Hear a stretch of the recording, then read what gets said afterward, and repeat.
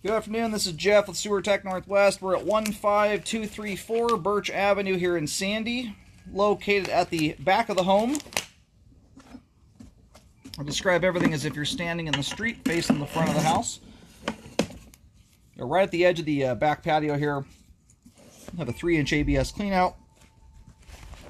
We're going to check the overall condition and serviceability of the sanitary sewer line. Waters are running. We are zeroed out here. We will be in just a moment. There we go, and off we go here.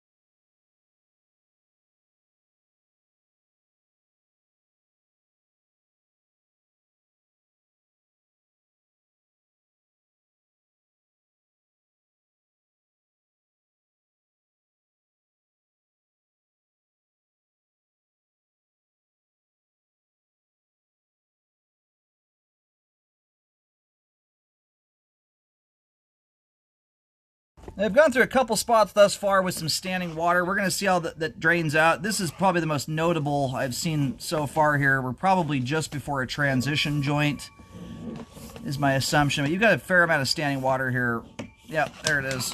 And the reason I know that is an extremely common location for lines to belly out. We'll see how that drains. We only have a sink running right now.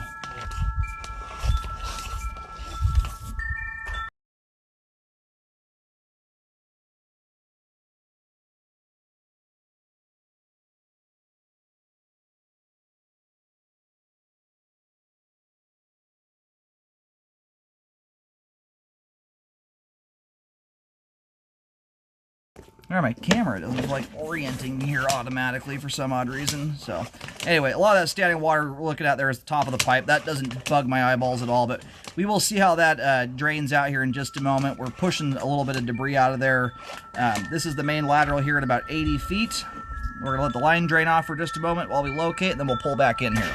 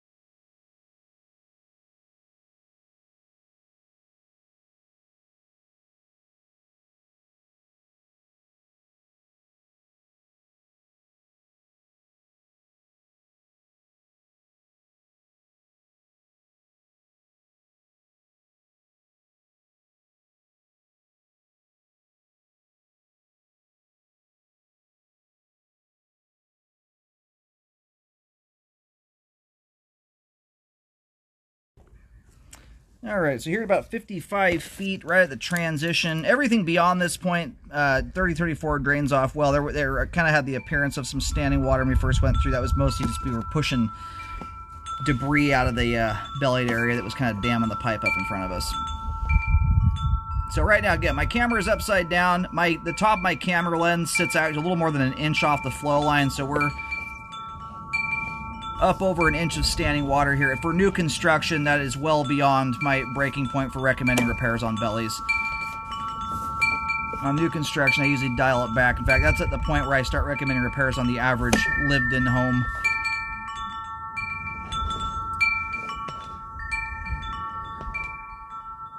You're actually getting some gunk stuck to the top of the pipe there right as we drop down there. So it's a spot where you could potentially get a blockage occurring. It's also an area that potentially going to get a headache when you go to sell the home. The plus side is this all appears to be under the backyard area under grass and dirt. Alright, I've got this marked out with some pink flags in the back. That first flag there, I'm trying to adjust for. I had to push past the turn to locate a little bit, so give or take, that flag might be off by 6 inches or so. Basically, it's at the base of the hard vertical dive right here. This is a very common scenario when you get this nosedive configuration. It's a lot of grade that didn't get utilized. So the plus side is there's a ton of depth there you have to work with to correct that belly. But you could hear me say before I even hit the transition, I knew that's where I was because of how common this occurrence is. So I do recommend a spot repair there to correct the belly. You're between 5'10" and 6 feet deep across that section of pipe. Highly recommend a rescope afterwards to check the work, and you want to do your rescope at least for you as the homeowner's purpose after the trench is closed. That kind of stuff right there before the trench is closed will look perfect. It's not till you put weight on top of it that you get to see if the compaction was any good.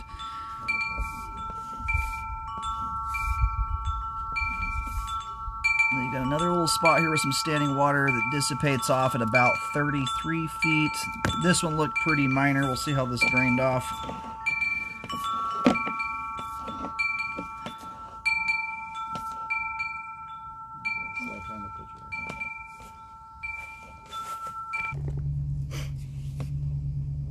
All right, this little belly here runs from right around 29 feet.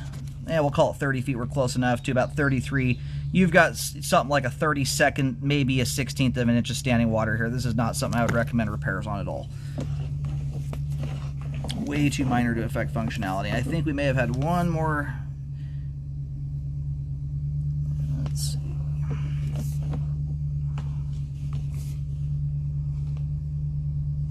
Yeah, it's actually a little bit longer than that.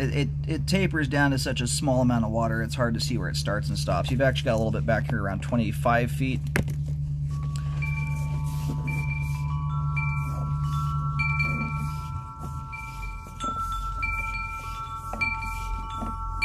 Yeah, you've got like two tiny little bellies back to back there. If you were to repair that, it would be done in one continuous repair patch. That's if you were to repair it. So from 25 feet to about 33 feet there, about a 32nd of an inch, maybe as much as a 16th. That's not stuff I generally recommend fixing.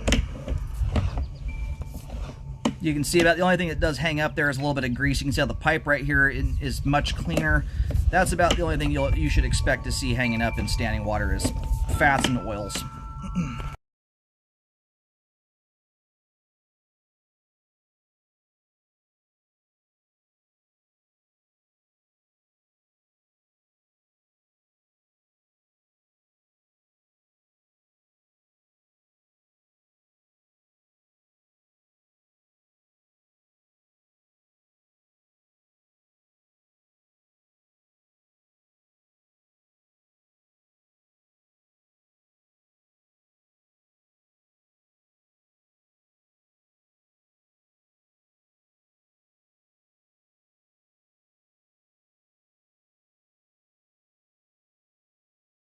We're now heading back towards the home. This right here is, we're now in through the foundation wall. This is right here's the dive down where the line exits the house. Everything past that point is all exposed piping.